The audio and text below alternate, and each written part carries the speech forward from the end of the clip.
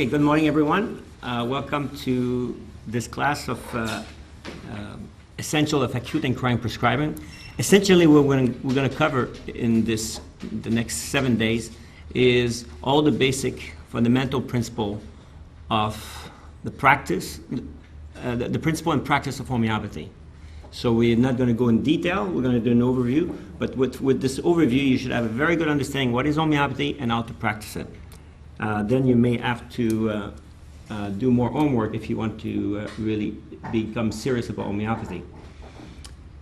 What we're going to cover during the week is on your second page of your handout.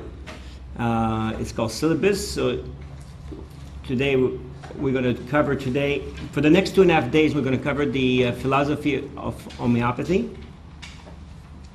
And then on the third day, on the afternoon, we're going to go over how to study the Mathematica. We'll give you an example of how of a remedy and how a lecture is built, and some differential Mathematica.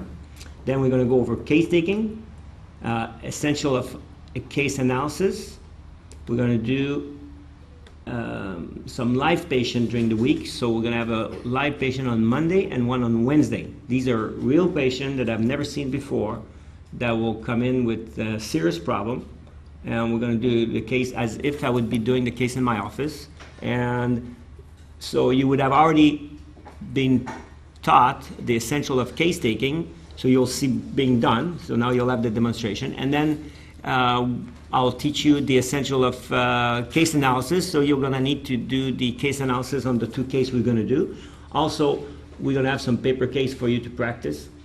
Then we're going to go over how to administer the remedy, and in terms of the posology, the potency and repetition, how to do a follow-up, and how to analyze these follow-up in terms of the decision for the second prescription. So this is the menu for the week. This course that I'm teaching, I used to teach for the National Center. I taught it from 1986 until 2004. That course, National Center for Homeopathy in the United States, they're in Virginia now. The National Center for Homeopathy taught this course since the 70s. I think it was 70, I'll tell you 72 or something like this. I cannot remember.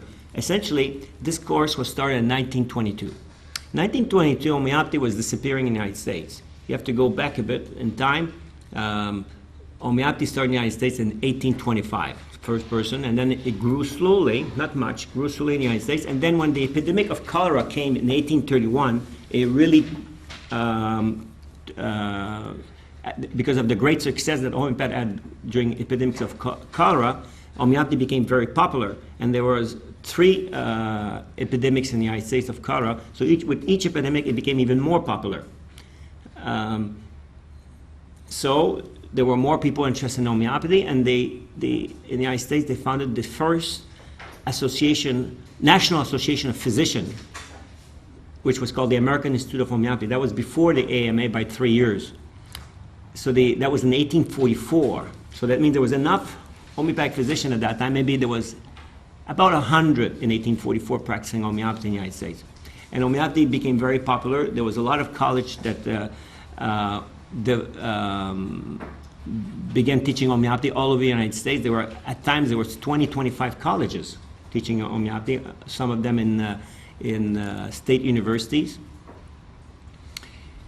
And the more teachers there were, the less good was the education, because more diluted was the information. So the quality of practice went down, because the first teacher of homeopathy, or the teacher that the pioneers had of homeopathy, there was only one, was Hahnemann, was his writing. So the pioneers of homeopathy read the writing of Hahnemann, and that's how they practiced homeopathy, and they were the only teacher, the only source of information. And that's on this we can base the success of homeopathy of the pioneers, which was extraordinary. But as there were more people teaching homeopathy, the information became diluted, and the quality of practice went down. There was a lot of allopathy mixed with homeopathy, and the quality went way down. So eventually the profession started to wane down in terms of success. So in 1881, there was 1880 actually, there was a group of Hahnemannians. Hahnemannians are the one that were following the teaching of Hahnemann, decided to trying to preserve homeopathy in North America. They founded an association called the International Association, Hahnemannian Association. They found this, and the main reason was to preserve pure homeopathy, the homeopathy of Hahnemann. And this association really saved homeopathy, because otherwise it would have, to a great degree, disappeared from the North American scene and probably all over the world. From the International Hahnemannian Association, it gave a second breath to homeopathy in North America, and it taught homeopathy, and they published their proceeding until 1959. So from 1881 to 1959, they published their proceedings. They met every year for 1 week or 4 or 5 days. They met and they present paper and they discuss the paper. All their discussion and their papers have been published. So, and it was a real source of teaching, and it really raised homeopathy in North America. To give you an idea, when they started the IHA, International Hahnemannian Association, in 1880, there was about a dozen colleges teaching homeopathy in the United States. Not one of these colleges were teaching the organon.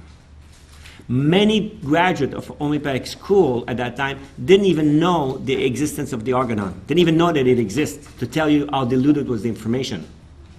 Well, the organon is the basis of homeopathy, and they didn't even know that it exists.